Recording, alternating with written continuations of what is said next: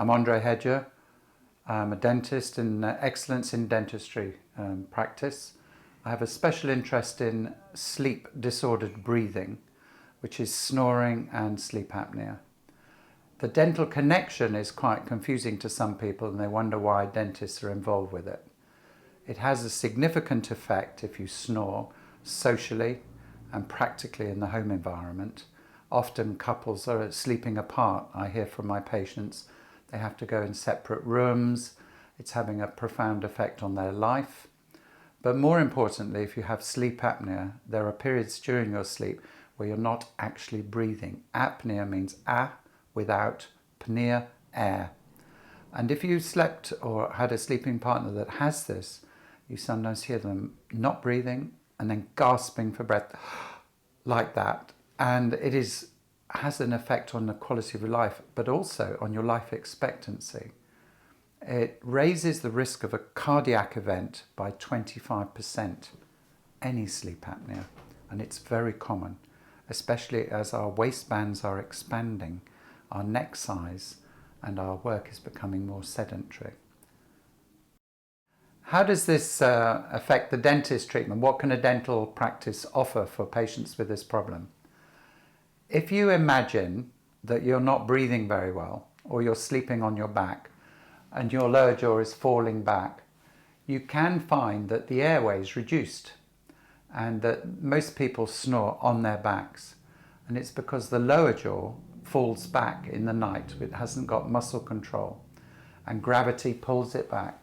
And then as you lie back, the airway is restricted, and the breathing is not as efficient. If you have to save somebody who's unconscious on the street and you give them the kiss of life, the first thing is you bring the lower jaw forwards so you can give them air into the mouth. And it's similar with the dental connection, that we can make an appliance to bring the lower jaw forwards. And what I suggest you do is when you're at home, just try this. Put your head back, put your jaw back, try and breathe, and then move your jaw forwards. And you'll notice the airway is vastly improved. Patients who come to our practice with snoring or sleep apnea will ask what's next stage. And what we like to do is do a sleep test. It's a nighttime sleep test where they take a kit home that we provide here at the practice. We show them how to use it, and it measures their air volume going in, whether they're sleeping on their back or side, whether they're snoring, whether snoring's from their mouth or from their nose, and it measures their oxygen in the blood, which is a measure of how efficient their breathing is. We can find out if they've got sleep apnea, whether it's mild, moderate or severe. If it's severe, we will refer to a sleep clinic. If it's mild or moderate, we might consider making a sleep appliance. For people who have snoring or sleep apnea, which is mild or moderate, the solution is a selection of appliances called MAD appliances, mandibular advancement devices. These devices advance the mandible, the lower jaw, and you wear them like a brace at night in the comfort of your own home, and they ensure that you breathe properly. You will wake up with a more refreshed sleep, you'll wake up brighter and more alert, and you won't have so many periods of daytime sleepiness.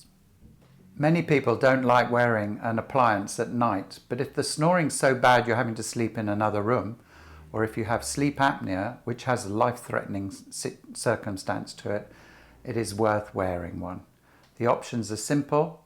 They have a cost element, and they're various types of appliance, but they're very effective and very simple, non-surgical, non-pharmacological. There's no drugs involved, and easy to manage. There are simpler ways of reducing snoring, but they're not always easily managed. One is to lose weight, significant losing of weight. And the second is not to sleep on your back. You can actually sew into your pajama top a piece of Lego or something sharp and angular, so you only sleep on your sides, otherwise it hurts on the back. That's very helpful for mild snoring. But if you have sleep apnea, you almost certainly will need to wear some sort of appliance or go to a sleep clinic and have a CPAP machine which forces air with a snorkel on your nose into your lungs.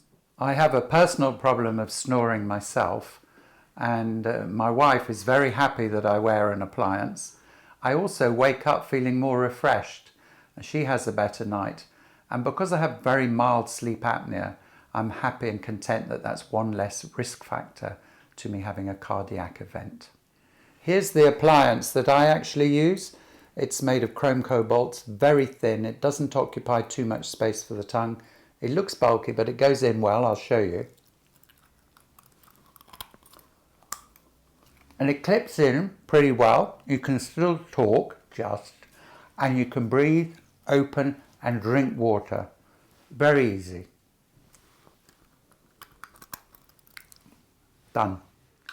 If you or your partner are having a problem with snoring or sleep apnea or worried about it, please don't hesitate to call our practice. We're very knowledgeable on this subject, and our team will be able to help you with any questions you have and maybe make a consultation appointment.